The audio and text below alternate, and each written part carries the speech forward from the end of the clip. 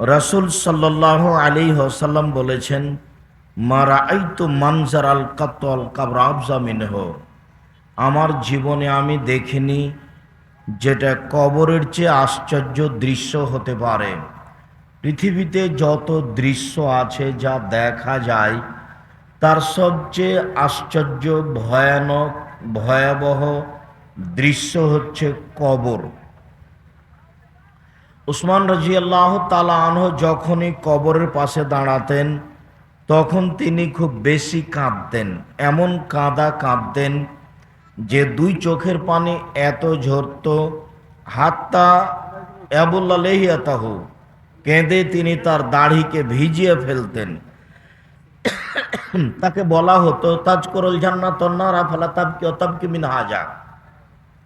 আপনি জাহান্নামের কথা বলেন, জান্নাতের কথা বলেন, তখন তো এত কাঁদেন না, কিন্তু কবরের পাশে দাঁড়ালেই আপনি এত কাঁদেন কেন? তাকে এই কথা বলা হলে তিনি উত্তরে বলেন, দেখেন, আল্লাহর নবী বলেছেন, আল কবর আউয়াল মানজিল মিন মানাজিলিল আখিরাহ। মরার পরে যত স্তর আছে তার প্রথম স্তর হলো কবর। ফাইন নাজা মিনহু ফাবাদ আইসর মিনহু। মানুষ যদি কবরে বেঁচে যায় তাহলে পরে আর যত স্তর আছে সব সহজ হয়ে যাবে। মানুষ যদি কবরে বাঁচতে না পারে তাহলে এর পরে যত স্তর আছে সব আরো জটিল ও কঠিন হয়ে যাবে। কবর যত কঠিন, কিয়ামত তার চেয়ে অনেক বেশি কঠিন। কিয়ামত যত কঠিন, জাহান্নাম তার চেয়ে অনেক অনেক অনেক বেশি কঠিন। সম্মানিত দ্বীনী ভাই বোন, মরণকে স্মরণ করতে পারে যে সেই সবচেয়ে হুঁশিয়ার বুদ্ধিমান মানুষ। একথা রাসূল সাল্লাল্লাহু আলাইহি ওয়াসাল্লাম বলেন। কবর বলতে বাড়ির পিছনের 2-2.5 হাত গর্ত, এর নাম কবর নয়। কবর বলতে মরার পরে বিচারের দিন পর্যন্ত বারজাখী জীবন, এই লম্বা সময়ের নাম কবর। কবর বলতে কবরস্থানে যে মানুষের কবর হয় এইটা মূলত কবর নয়। এইটাই যদি কবর হয় তাহলে যাকে বাঘে খেলো তার কবর কোথায়? বাড়ির পাশের কবরই যদি কবর হয়, কবরস্থানের কবরই যদি কবর হয়, তাহলে যে আগুনে জ্বলে ছাই হয়ে গেল তার কবর কোথায়? কবরস্থানের কবরই যদি কবর হয় তাহলে যে পানিতে ডুবে মারা গেল, পাওয়া গেল না, তার কবর কোথায়? কবর বলতে মূলত মরার পর থেকে নিয়ে বিচারের দিন পর্যন্ত এই দীর্ঘ সময়ের নাম কবর। সম্মানিত দ্বীনী ভাই বোন, লম্বা সময় হলেও আল্লাহর নবী মুহাম্মদ সাল্লাল্লাহু আলাইহি সাল্লাম যা বলেছেন তাতে ভালো মানুষের জন্য কবরের সময়সীমা হলো বাসর রাতের সমান। আল্লাহর নবী বললেন যে উত্তর যদি ঠিক হয়ে যায় তাহলে ফেরেশতারা বলবেন, নাম কানাউমাতিল রাসূলাইকুজুল্লাহ বালিলাইহি, তুমি ঘুমিয়ে যাও বাসর রাতের ঘুমানোর মতো, যাকে কেউ জাগাবে না তার অতীব প্রিয় মানুষ ছাড়া। বাসর রাতে মানুষ যদি 3 ঘন্টার জন্য ঘুমায়, 2 ঘন্টার জন্য ঘুমায়, একটু পরে উঠতে তাকে বিরক্ত লাগবে যে এই তো মাত্র ঘুমালাম। তাহলে বাসর রাতের সময়সীমা যদি আমরা ধরে নিই 3 ঘন্টা, তাহলে দীর্ঘ কয়েক হাজার বছর সমান হলো 3 ঘন্টা। যদি আমরা ধরে নিই বাসর রাতের সময়সীমা 1.5-2 ঘন্টা, তাহলে কয়েক কোটি বছর কবরে থাকার সময়সীমা হলো এই 2-2.5 ঘন্টা। এর নাম কবর ভালো মানুষের জন্য। কিয়ামত এর চেয়ে অনেক অনেক অনেক জটিল। কিয়ামত ভালো মানুষের জন্য এক ওয়াক্ত সালাত আদায়ের সমান। ধরে নিলাম মাগরিবের সালাত আদায় করতে 5 থেকে 7 মিনিট লাগে, তাহলে কিয়ামতের সময়সীমা হলো 5 থেকে 7 মিনিট ভালো মানুষের জন্য। আল্লাহর নবী বলেছেন, কেউ যদি জোর করে জমি দখল করে তাহলে তাকে বিচারের মাঠে জমিনটা খনন করতে লাগানো হবে। খুঁড়তে খুঁড়তে যেদিনও 7 জমিনের নিচে যাবে সেদিন জমিনটা তার কাঁধে তুলে দেওয়া হবে। তারপরে তাকে বলা হবে, তুমি এখন জমিন কাঁধে নিয়ে হাঁটতে থাকো হাত্তা ইউকজা বাইনান নাস, মানুষের বিচার হওয়া পর্যন্ত। যদি একদিন হাঁটা লাগে সময়সীমা হলো 50,000 বছর। যদি 3 দিন হাঁটা লাগে তাহলে সময়সীমা হলো 1.5 লক্ষ বছর। খারাপ মানুষের জন্য বিচারের মাঠ কতদিন সময় তা বোঝানো মানুষের পক্ষে সম্ভব নয়। সম্মানিত দিনী ভাই বোন, কবর যত কঠিন কিয়ামত তার চেয়ে অনেক বেশি কঠিন। কিয়ামত যত কঠিন জাহান্নাম তার চেয়ে অনেক অনেক অনেক বেশি কঠিন। কিয়ামতের মাঠে কেউ কারো কিছু করতে পারবে না, কোনো সুবিধা আনতে পারবে না। সেই দিনের ব্যাপারে আল্লাহ তাআলা বলেন, আল ইয়াউমা লা তামলিকু নাফসুন লিনাফসিন শাইআ। আজ কোনো মানুষ কোনো মানুষের কোনো উপকার করতে পারবে না। একাচ্ছত্র মালিকানা থাকবে আল্লাহর হাতে। সেদিন ইব্রাহিম আলাইহিস সালামের সাক্ষাৎ হবে তার বাপের সাথে। ওয়ালা ওয়াজহি ইব্রাহিম, ইব্রাহিমের বাপের মুখটা থাকবে মলিন, চিন্তিত। ইব্রাহিম আলাইহিস সালাম আল্লাহকে বলবেন যে আজকে আমি জান্নাতে যাব আর আমার বাপ জাহান্নামে যাবে, এর চেয়ে বড় অপমান কি হতে পারে? তুমি আমার সাথে ওয়াদা করেছ বিচারের মাঠে ইব্রাহিম আমি তোমাকে অপমান করব না, এইটা তোমার ওয়াদা। আজকে আমার বাপ জাহান্নামে যাবে আর আমি জান্নাতে যাব, এর চেয়ে বড় অপমান কি হতে পারে? এই কথা বলা হলে ইব্রাহিমের পিতাকে সাপ তৈরি করা হবে। এরপরে ইব্রাহিম আলাইহিস সালাম নিজে সাপের পা ধরে জাহান্নামে নিক্ষেপ করবেন। পৃথিবীর এত বড় মানুষ বিচারের মাঠে বাপের সামান্যতম কোনো উপকার করতে পারবেন না। কবর যত কঠিন কিয়ামত তার চেয়ে অনেক বেশি কঠিন। কিয়ামত যত কঠিন জাহান্নাম তার চেয়ে অনেক অনেক অনেক বেশি কঠিন। কি দিয়ে বুঝায় আপনাকে আমি জাহান্নাম কত কঠিন? সম্মানিত দিনী ভাই বোন, জাহান্নামের একটু পরিচয় কোরআন মাজিদ হতে। আল্লাহ তাআলা বলেন, ইন্না জাহান্নামা কানাত মিরসাদা, নিশ্চয় জাহান্নাম শত্রুকে মানুষকে ধরার জন্য উৎ পেতে বসে আছে। জাহান্নাম মানুষের জন্য শত্রু। জাহান্নাম হচ্ছে মিরসাদ। আপনার শত্রু আপনাকে ধরার জন্য কোনো আড়ে অন্তরালে অপেক্ষা করছে, পেলেই ধরে নিবে। আল্লাহ তাআলা জাহান্নামকে বললেন জাহান্নাম হলো মিরসাদ, আপনাকে ধরার জন্য অপেক্ষমান রয়েছে। তিনি বলেন, ইন্না জাহান্নামা কানাত মিরসাদা লিত্তাগিনা মাআবা, এটা হলো সীমালঙ্ঘনকারীদের জন্য থাকার জায়গা। লাবিসিনা ফিহা আকাবা, তারা সেখানে যুগ যুগ ধরে থাকবে। জাহান্নামের পরিচয় আল্লাহ তাআলা বলেন, কাল্লা লায়ুমবাদান্না ফিল হুতামা ওমা আদরাকা মাল হুতামা, কখনো নহে, অবশ্যই তাকে চূর্ণ বিচূর্ণকারী হোতামা নামক জাহান্নামে নিক্ষেপ করা হবে। ওমা আদরাকা মাল হুতামা, মুহাম্মদ সাল্লাল্লাহু আলাইহি সাল্লাম, আপনি কি হোতামা নামক জাহান্নামের পরিচয় বলতে পারেন? হোতামা নামক জাহান্নাম কাকে বলে তা কি আপনি জানেন? আমি বলি, নারুল্লাহিল মুকাদা, তা হচ্ছে জ্বলন্ত উত্তপ্ত আগুন। আল্লাহ তাআলা জাহান্নামের পরিচয়ে বলেন যে জাহান্নাম হচ্ছে একটা আগুনের টুকরা।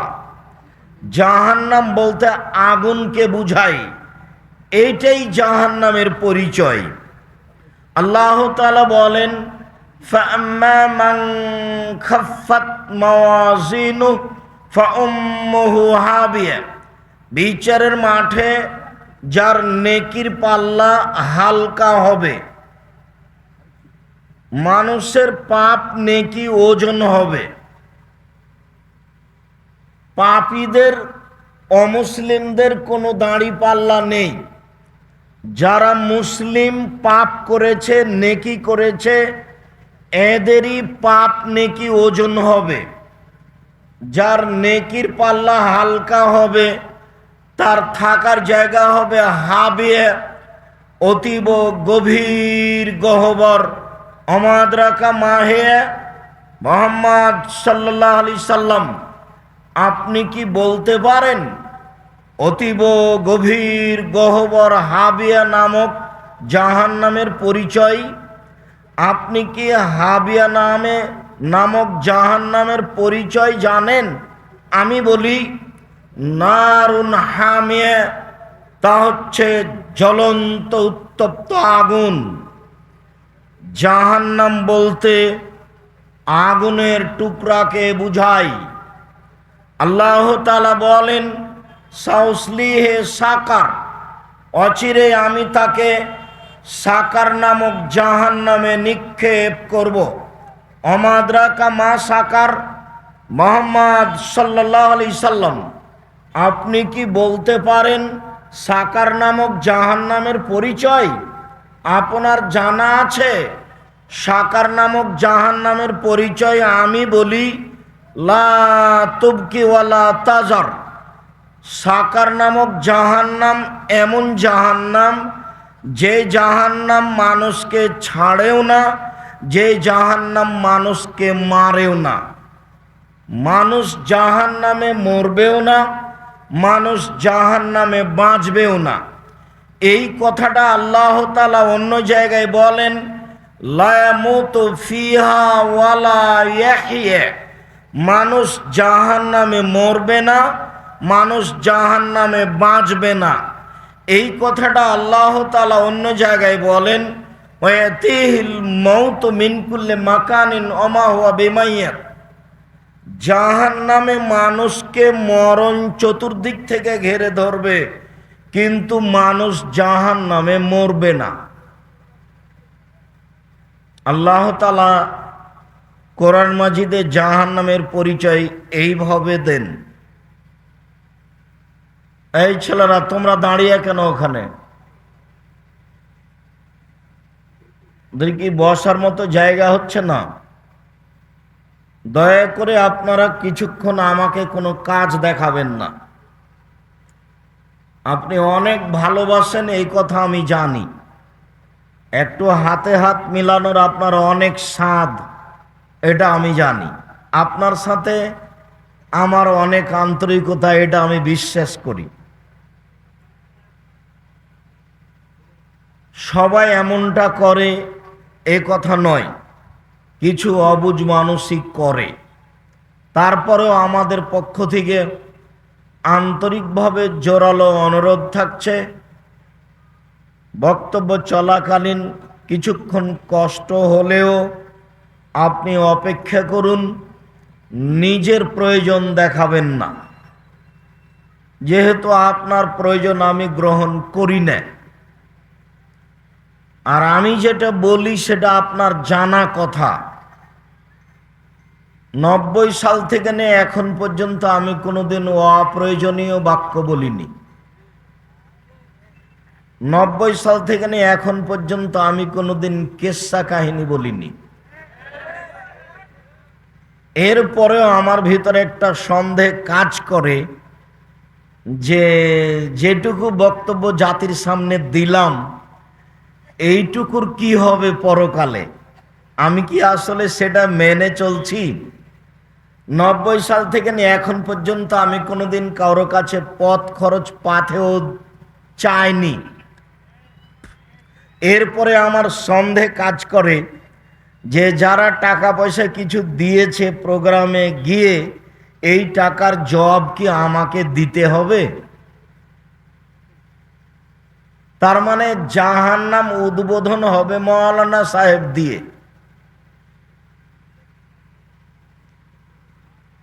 জান্নাত উদ্বোধন মাওলানা সাহেব দিয়ে হবে এ কথা আল্লাহর নবী বলেননি, তবে জাহান্নাম উদ্বোধন হবে মাওলানা সাহেব দিয়ে এই কথা আল্লাহর নবী বলেছেন। আবার বক্তাদের বিষয়টি আরো তিনি ভিন্নভাবে বলেছেন। তাতে তিনি বলেছেন যে আমাকে জিবরাইল উপর দিকে নিয়ে গেলেন, দেখলাম অনেক লোক তুকরাজ সাফাম্বে মাকার জমিনের নার, যাদের জিহ্বা কেটে দেওয়া হচ্ছে আগুনের কাঁচি দিয়ে। তা আমি জিবরাইলকে বললাম, জিবরাইল মান হাওলা, এরা কারা? যাদের জিহ্বা আগুনের কাঁচি দিয়ে কেটে দেওয়া হচ্ছে এরা কারা? তখন জিবরাইল আমাকে বললেন, হাওলায়ে খতবাও মিন উম্মাতিক, এরা হচ্ছে আপনার উম্মতের বক্তা, যারা বক্তৃতা করে বেড়াতো। আমি অবশ্য আপনার জন্যই লিখেছিলাম বক্তা শ্রোতার পরিচয় বইটি, জানি না আপনার ঘরে আছে কিনা। অনেক দিনের স্বাদ একটা সলাতের উপরে, নামাজের উপরে বই লিখব, আলহামদুলিল্লাহ সেটাও হয়েছে। আমি জানি না সলাতের উপরে বইটা আপনার কাছে আছে কিনা। এমনি ভালোবাসা দেখায়েন না, কিছু শ্রম গ্রহণ করে ভালোবাসা দেখায়েন। অনেকদিন থেকে স্বাদ ছিল পোশাকের উপরে একটা বই লেখা, পোশাক, ওটা নতুন বের হয়েছে। আমি জানি না কিভাবে ভালোবাসা দেখান। পৃথিবীর প্রত্যেকটা বাঙালিকে মাসিকা লিতে পত্রিকা পড়তে হবে, সেদিন আমি বুঝবো যে আমার সাথে সত্যিই ভালোবাসা গড়েছে। আমার জীবনের যেমন সবচেয়ে বড় স্বাদ জামিয়া সালাফিয়া, এদেশের মাটিতে আমি উন্নত মানের প্রতিষ্ঠান গড়বই গড়ব ইনশাল্লাহ, যে কোনো মূল্যে। সেটাই জামিয়া সালাফিয়া। জামিয়া সালাফিয়ার মুখপাত্র পত্রিকা মাসিকা লিতে পত্রিকা। যেদিন পৃথিবীর বাঙালি প্রায় মানুষই মাসিকা লিতে পড়তে আগ্রহী হবে, সেই দিন আমি বুঝব যে তিনি হিংসা বিদ্বেষ ছাড়াই, মনের জটিলতা ছাড়াই ভালোবাসা দেখিয়ে মাসিকা লিতে পত্রিকা পড়ছেন, যাতে দেশের বড় বড় 10 জন মুফতি আছেন। একটা ফতোয়া বোর্ড ছাড়া পত্রিকায় লেখা হয় না, আগে ফতোয়া বোর্ডে পাশ হতে হবে, তারপরে 50টা প্রশ্নের উত্তর আছে। আপনার আন্তরিকতা পূর্ণ থাকবে, এটা আমি কামনা করি। কথা চলাকালীন নিজের প্রয়োজন না দেখানোর চেষ্টা করবেন। আপনাকে আমি অনেক ভালোবাসি। সম্মানিত দিনী ভাই বোন, জাহান্নামের পরিচয় দিতে গিয়ে আল্লাহ রাসূলের পক্ষ থেকে একটা হাদিস শোনাই। ইদবান ইবনে গাজওয়ান রাদিয়াল্লাহু তাআলা আনহু বলেন, রাসূল সাল্লাল্লাহু আলাইহি সাল্লাম বলেছেন, ইন্না সাখরাতাল আযীমা লা তুলকা মিন শাফিরে জাহান্নাম ফাতাবি এলাকারে বাদা সাবিনা আম। একটা বিশাল পাথরের খণ্ড, কয়েক কোটি মণ ওজনের পাথর যদি জাহান্নামের মুখে ছেড়ে দেওয়া হয়, তাহলে নিচে পৌঁছিতে সময় লাগবে 70 বছর। একটা পাথর 1 কোটি মণ ওজনের যদি 1 ঘন্টা নিচে যায়, কত কিলো যেতে পারে? একদিন গেলে কত কিলো যেতে পারে? 1 বছর গেলে কত কিলো যেতে পারে, 70 বছর গেলে কত কিলো যেতে পারে। আমি কি দিয়ে বুঝাই আপনাকে জাহান্নাম কি জিনিস? সম্মানিত দিনী ভাই বোন, মানুষ হিসাবে জাহান্নাম মানুষকে বুঝাতে পারবে না, তবে কিছু বিবরণ দিতে পারে। আল্লাহর নবী বলছেন, মানুষ, জিন, ফেরেশতা সবাই যদি একসাথে জাহান্নামের জান্নাতের দরজা দিয়ে ঢুকতে সমস্যা হবে না। দরজাই যদি এত বড় হয়, তাহলে জাহান্নাম কত বড়।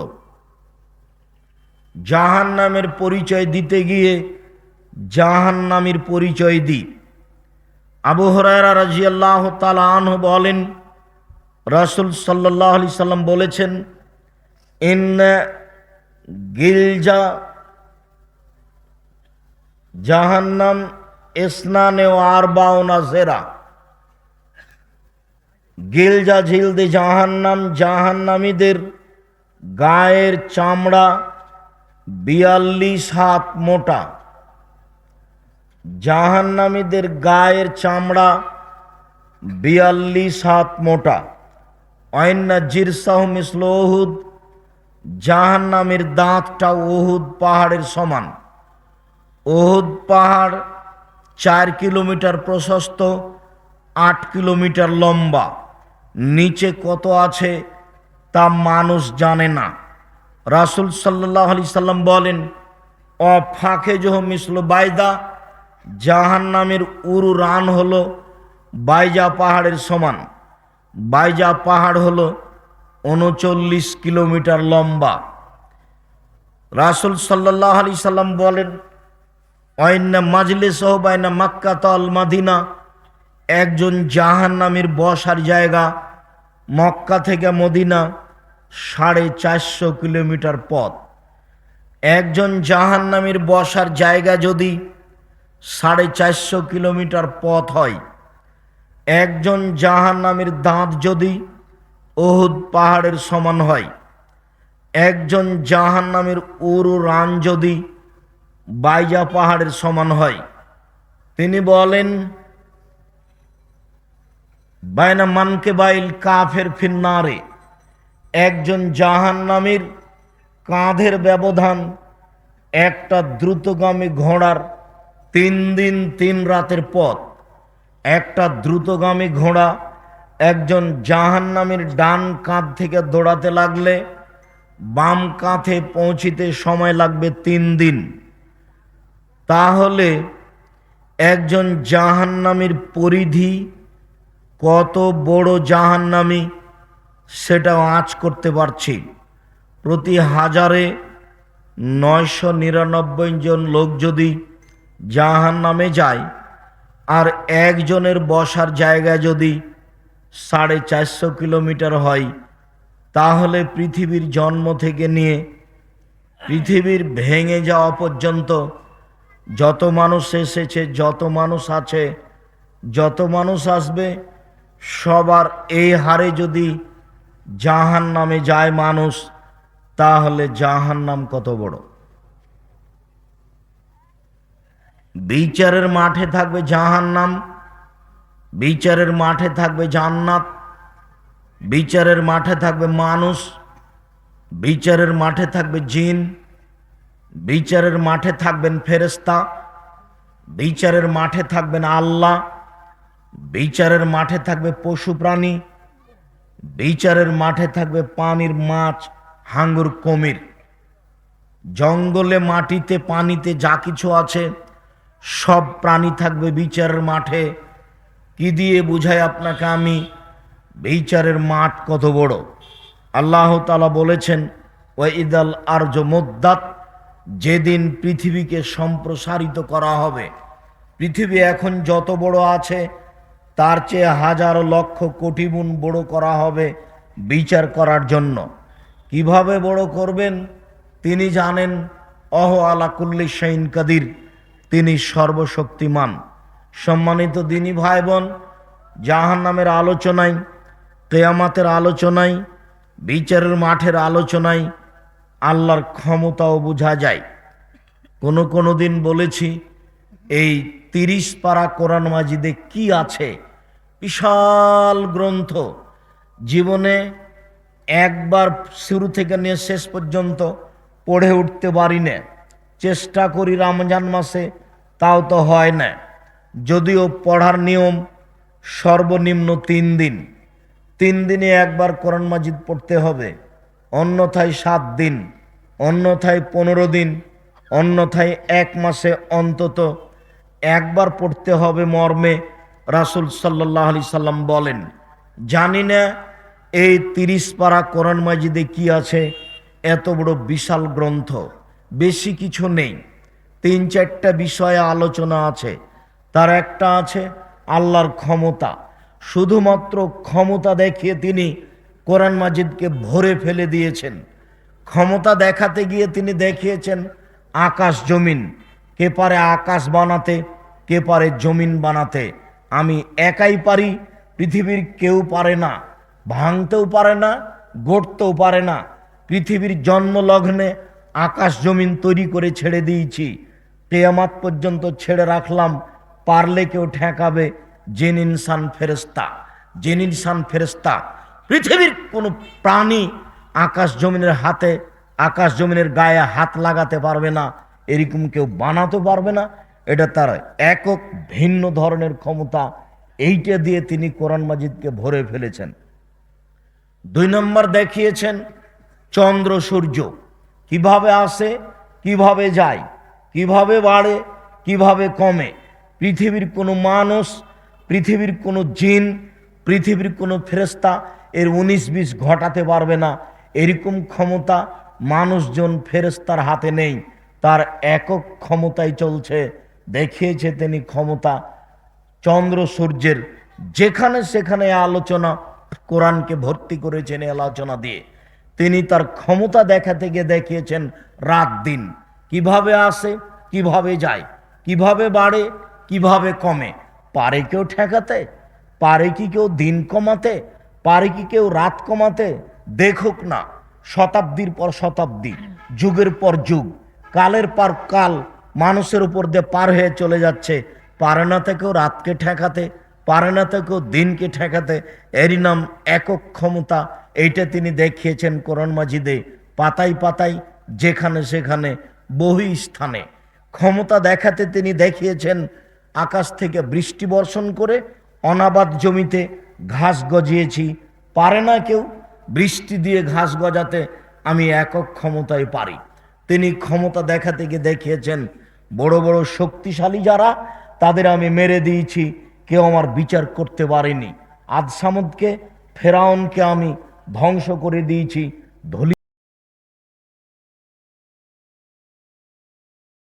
দ্বিতীয় আছে, সেটা হলো গাফুর, রহমান, রাহিম। পুরো কোরআন মাজিদে তিনি গাফুর দিয়ে, রহমান দিয়ে, রাহিম দিয়ে, ক্ষমা দিয়ে, দয়া দিয়ে ভরে ফেলে দিয়েছেন। না পড়তে পারি, না বুঝতে পারি। পশু প্রাণীর মতো জীবনটা পার হয়ে গেল। বুঝেও বুঝলাম না, অন্তর আছে বুঝি না, দেখেও দেখলাম না, চক্ষু আছে দেখি না, শুনেও শুনলাম না, কান আছে শুনি না। পশু প্রাণীর মতো সময় পার হয়ে গেল, মরণ ঘটে গেল। 30 পারা কোরআন মাজিদে কি আছে তা বুঝার মতো, পড়ার মতো পরিবেশ পরিস্থিতি আসলো না, এমনিতেই চলে গেলাম। কত জায়গাতে যে রহমান, রাহিম, গাফুর লেখা আছে তা আপনাকে আমি বুঝাতে অক্ষম। সম্মানিত দিনী ভাই বোন, একেবারে গাফুর দিয়ে, রহমান দিয়ে, রাহিম দিয়ে, রাউফ দিয়ে, অদূত দিয়ে আল্লাহ তাআলা কোরআন মাজিদকে ভরে ফেলে দিয়েছেন। এরই ফাঁকে ফাঁকে আছে কিছু জাহান্নাম জান্নাতের আলোচনা। এ হলো 30 পারা কোরআন মাজিদের আলোচনা। বিশাল 30 পারা কোরআন মাজিদের আলোচনা আপনার সামনে পেশ করা হলো। সম্মানিত দিনী ভাই বোন, জাহান্নামকে বিচারের মাঠে টেনে নিয়ে যাওয়া হবে। বিচারের মাঠ কত বড়, সংক্ষিপ্ত পরিচয়ে বুঝলাম জাহান্নাম। এবার জাহান্নামকে বিচারের মাঠে টেনে নিয়ে যাওয়া হবে মর্মে আল্লাহ তাআলা বলেন, ও জি ইয়াউমা ইদিম বিজাহান্নাম, জাহান্নামকে টেনে হেঁচড়ে বিচারের মাঠে নিয়ে যাওয়া হবে। তার মানে জাহান্নাম প্রস্তুত আছে। জি, জাহান্নামও প্রস্তুত আছে, জান্নাতও প্রস্তুত আছে।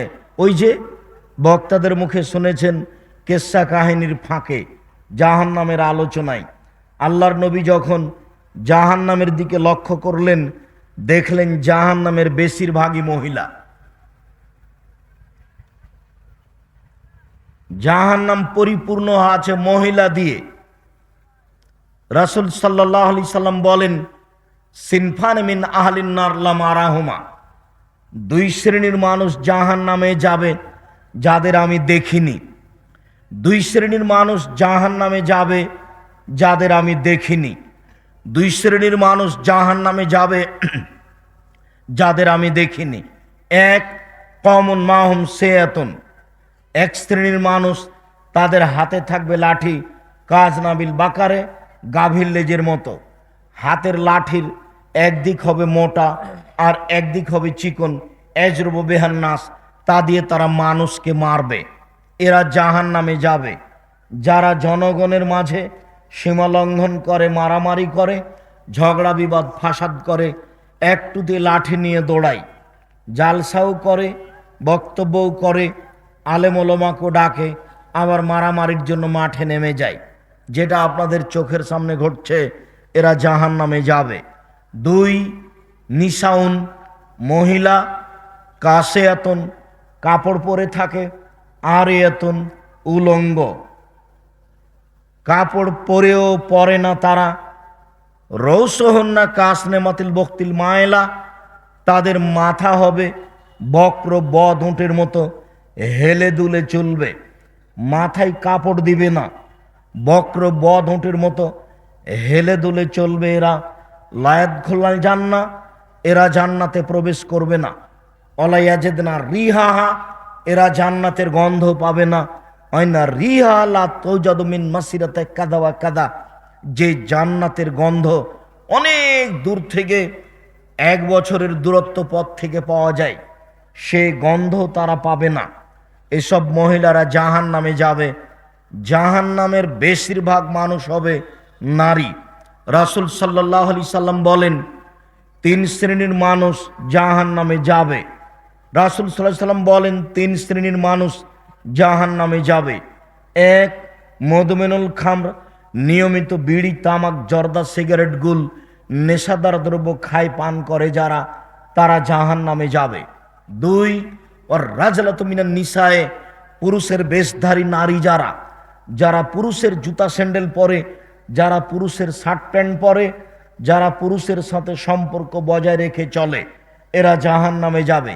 3, অদায়ুস আল্লাযী ইউকিররু ফি আহলি আল খাবাসা, ওইসব পিতা, ওইসব ভাই, ওইসব বাপ যারা বাড়িতে বেহায়াইয়ের সুযোগ দিয়েছে। নগ্ন পোশাকে মেয়ে স্কুল কলেজে পড়ে, বাপ চলে গেছে লন্ডন আমেরিকা চিল্লাই, আর মেয়ে ঢাকা বিশ্ববিদ্যালয়ে পড়ে নগ্ন অবস্থায়। বাপও জানে ভালো, বেটিও জানে ভালো, উভয়েরই জানা আছে। এদের জন্য জাহান্নাম অপেক্ষা করছে বলে মুহাম্মদ সাল্লাল্লাহু আলাইহি সাল্লাম বলেছেন, আমি অনুবাদক মাত্র।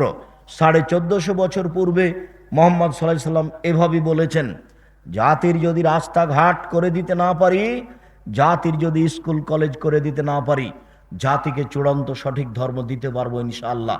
ধর্মের ব্যাপারে জাতিকে ফাঁকি দিয়ে পরকাল হারাতে রাজি নই। জীবনেও কোনোদিন অপ্রয়োজনীয় বাক্য বলে ধর্মের নামে জাতিকে 1 মিনিটের জন্য ফাঁকি দিয়েছি, এরকম কোনো কথা, এরকম কোনো কর্ম আমার জানা নাই, আমার তা মনেও বলে না। আপনি আমার অনেক কাছের মানুষ, সম্মানিত দিনী ভাই বোন। আগামী জাহান্নামের আলোচনা শুনিয়ে পরকালমুখী করতে চেয়েছি। কথাকে উপেক্ষা করে কোনো লাভ নেই। আপনি আমার অনেক কাছের মানুষ, কথাকে উপেক্ষা করে কোনো লাভ নেই। মানুষের জীবনে সবচেয়ে জরুরি কাজ, পৃথিবীতে এর চেয়ে জরুরি কাজ মানুষের জীবনে নেই, সেটা হলো 5 ওয়াক্ত সালাত আদায় করা, নামাজ পড়া ঠিক ঠিক টাইমে। মানুষের জীবনে সবচেয়ে জরুরি কাজ হালাল রুজি খাওয়া। মানুষের জীবনে সবচেয়ে জরুরি কাজ কোরআন তেলাওয়াত করা। মানুষের জীবনে সবচেয়ে জরুরি কাজ, যেখানে 2 জন বসে আছে সেখানে না বসা। মনে থাকবে না? মানুষের জীবনে 4টা জরুরি কাজ অতীব জরুরি। যেখানে 2জন বসে আছে সেখানে আপনি বসিয়েন না, ওখানে আড্ডা পিটিয়েন না, ওখানে কারো বদনাম হচ্ছে বা হবে তখন আপনি সাথ দিবেন, তখন আর তাহাজ্জুদ হজ কিছুই কুলাবে না, সব নিয়ে জাহান্নামে চলে যেতে হবে। তখন হবে জাহান্নামে যাওয়া একেবারেই সহজ। 3 শ্রেণীর মানুষ জাহান্নামে যাবেই। তার 1 শ্রেণীর মানুষ বিড়ি, তামাক, জর্দা, সিগারেট, গুল, নেশাদার দ্রব্য খায়, পান করে যারা।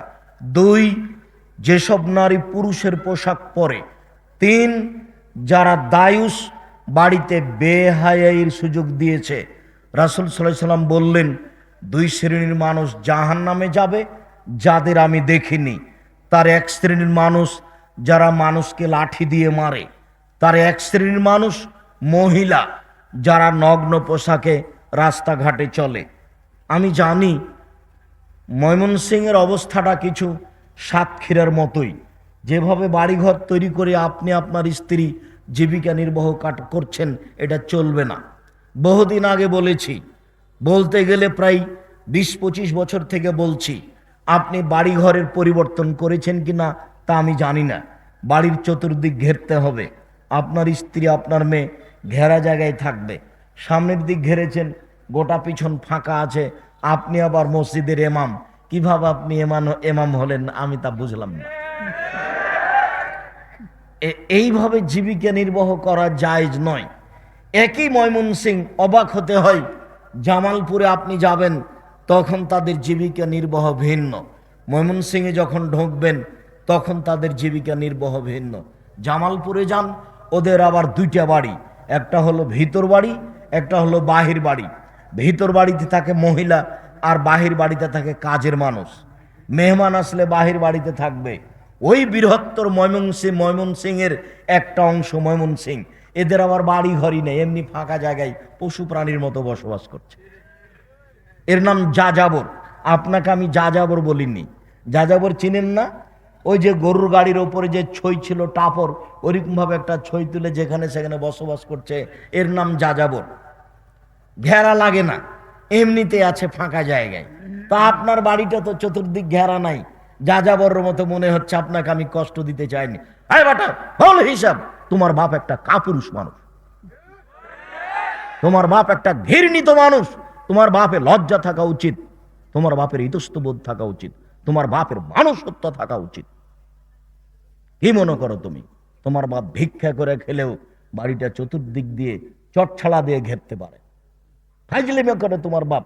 ধর্ম মানতে চাই, তাহাজ্জুদ দেখায় তোমার বাপ, এরকম তাহাজ্জুদের বিচারের মাঠে 5 পয়সা দাম নেই। গরিব মানুষ আমি, চটছাড়া দিয়ে চতুর্দিক ঘেরা রাখবো, তার নাম বাড়ি। ধনী মানুষ আমি, টিন দিয়ে চতুর্দিক ঘেরা রাখবো, তার নাম বাড়ি। ধনী মানুষ আমি, ইটের প্রাচীর দিয়ে চতুর্দিক ঘেরা রাখবো, তার নাম বাড়ি। গোটাটাই ফাঁকাই থাকলো, সেটা বাড়ি হলো কিভাবে? মানুষ রাস্তা দিয়ে হাঁটলে সবাকে দেখতে পায়, তার নাম বাড়ি হলো কি করে? আপনার স্ত্রী ফাঁকা জায়গায় বসে রান্না বান্না করে, সেটা বাড়ি হলো কি করে? এটা বাড়ি হয় কিভাবে? সম্মানিত দিনী ভাই বোন, মহিলাদের বক্তব্য শোনাতে আসেনি, আপনাকেই শোনাতে এসেছি। ও তো হইচই করে এসেছে, হইচই করে চলে যাবে। আব্দুর রাজাক সাহেব, আমরা মহিলা মানুষ আপনার বক্তব্য শুনতে এসেছি, আপনি আমাদেরকে নিন্দা করিয়েন না। হ্যাঁ, আমি আপনাদের নিন্দা করতে চাই না। তাহলে আপনাদের কাছে অনুরোধ থাকলো, 7 দিনের মধ্যে বাড়ি পরিবর্তন করতে হবে। সবটাতে আপনার রাগ অভিমান চলে, বাড়িটা একটু ঠিক করার জন্য রাগ অভিমান চলে না? রাগ অভিমান থাকা উচিত। এইভাবে জীবিকা নির্বাহ কিভাবে করছেন আমি নিজেও বুঝি না। আপনার বাড়িতে যদি আমি কোনোদিন চলে আসি, তাহলে আপনার বাড়িটাকে আমি ভাবো ট্রেন স্টেশন। ট্রেন স্টেশনে আমরা সপরিবারে যেভাবে থাকবো, আপনার বাড়িতে আসলে আমরা সেভাবে থাকবো। কেননা আপনার বাড়ি ঘেরা নেই, আমরা স্বাভাবিকভাবে থাকতে পারবো না।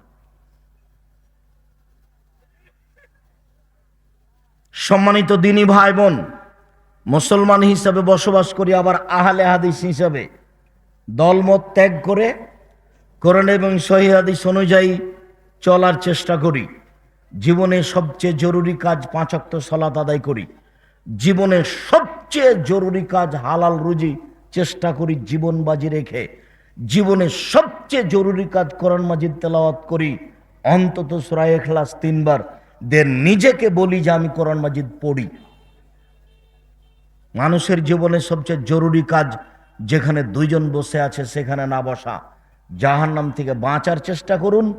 জাহান্নাম থেকে বাঁচার চেষ্টার জরুরি চেষ্টা হলো 2 জন যেখানে বসে আছে সেখানে না বসা। দোকানে বসে আড্ডা পিটে চা পান করে মানুষের বদনাম করে জান্নাত কেনার চেষ্টা করবেন না। কই, আমরা তো কোনোদিন দোকানে বসি না, তারপরেও তো বেঁচে আছি তো, চলছে তো, পৃথিবী তো আছি। বন্ধ তো হয়ে যায়নি, ঠেকে তো আর যায়নি। আপনি কেন বুঝলেন যে আমার ঠেকে যাবে? সম্মানিত দিনী ভাই বোন, আনাস রাদিয়াল্লাহু তাআলা আনহু বলেন, আব্দুল্লাহ ইবনে মাসউদ রাদিয়াল্লাহু তাআলা আনহু বলেন, বিচার মাঠে জাহান্নামকে টেনে হেঁচড়ে নিয়ে যাওয়া হবে। আল্লাহ সাবুনা আলফা জেমাম, জাহান্নামের গায়ে 70,000 লোহার রশি লাগানো থাকবে। মা কুল্লি জেমামিন সাবুনা আলফ, প্রত্যেক রশির সাথে থাকবে 70,000 ফেরেশতা। একজন ফেরেশতার এত ক্ষমতা, এই বিশাল পৃথিবীতে এভাবে হাত ঢুকিয়ে গোটা পৃথিবীটা একজন ফেরেশতা উল্টে দিতে পারে। এত ক্ষমতার অধিকারী ফেরেশতা, এক একটা রশিতে 70 জন থাকবেন। আপনি মনে করলেন মালাকুল মউত একজন। আব্দুর রাজাক সাহেব, মালাকুল মউত জান কবজ করার জন্য মানুষের মাথার পাশে বসে।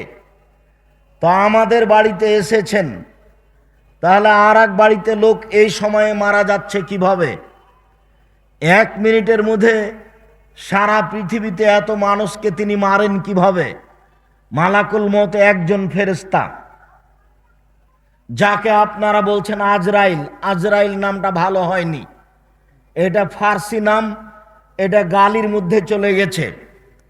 এই ফেরেশতার নাম মালাকুল মউত, ওটা আল্লাহর নবী দিয়েছেন। মনে রাখবেন, এরই নাম ক্ষমতা।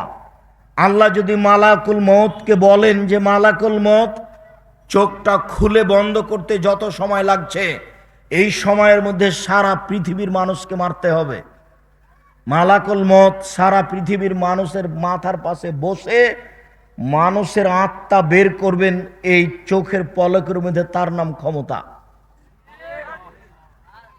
আপনি তার কাজকে নিজের মতো বুঝলে হবে না, আল্লাহর কাজকে আল্লাহর ক্ষমতার মতো বুঝতে হবে, তাহলে এটা সহজ হবে। প্রত্যেকটা রশির সাথে থাকবেন 70,000 ফেরেশতা। টেনে হেঁচড়ে বিচারের মাঠে জাহান্নামকে নিয়ে যাওয়া হবে। অবাক কথা যে জাহান্নাম কথা বলতে পারে। তাহাজ্জাতিন নার ওয়াল জান্নাহ, বিচারের মাঠে জাহান্নাম ও জান্নাত আল্লাহর সাথে হইচই লাগিয়ে দিবে। ফাকালাতিন নার, জাহান্নাম বলবে, লেমা উসিরতু বিল মুতাজাব্বিরিন আল মুতাকাব্বিরিন, আমার ভিতরে স্বৈরাচারী, স্বেচ্ছাচারী, অহংকারী, বদমেজাজি কেন? এটাই হলো তার আল্লাহর সাথে তর্ক। আল্লাহ, আমার ভিতরে স্বৈরাচারী, স্বেচ্ছাচারী, অহংকারী, বদমেজাজি কেন? তখন আল্লাহ বলবেন, এই শোনো, ইন্নামা আনতি গাজাবি, জাহান্নাম তুমি আমার রাগ, তুমি আমার ক্রোধ। যারা জীবনে স্বৈরাচারী হয়ে চলেছে, যারা মানুষের প্রতি জুলুম করেছে, ক্ষমতা দেখে মানুষকে জেলে দিয়েছে, ক্ষমতা দেখে মানুষের জমি দখল করেছে, ক্ষমতা দেখে মানুষকে অপমান করেছে, ক্ষমতা দেখে মানুষকে বাড়ি থেকে বের করে দিয়েছে, আমি এরকম স্বৈরাচারী, স্বেচ্ছাচারী, বদমেজাজি, অহংকারীকে শাস্তি দেওয়ার জন্য তোমাকে প্রস্তুত করেছি। জাহান্নাম তুমি মনে রেখো, ইন্নামা আনতি গাজাবি, তুমি হচ্ছে আমার রাগ, তুমি আমার ক্রোধ। যার উপর আমার রাগ আছে, ও দেব বেকমানা সবিনেবাদী, তাকে আমি তোমাকে দিয়ে শাস্তি দেব, এই জন্য তোমাকে আমি সৃষ্টি করেছি।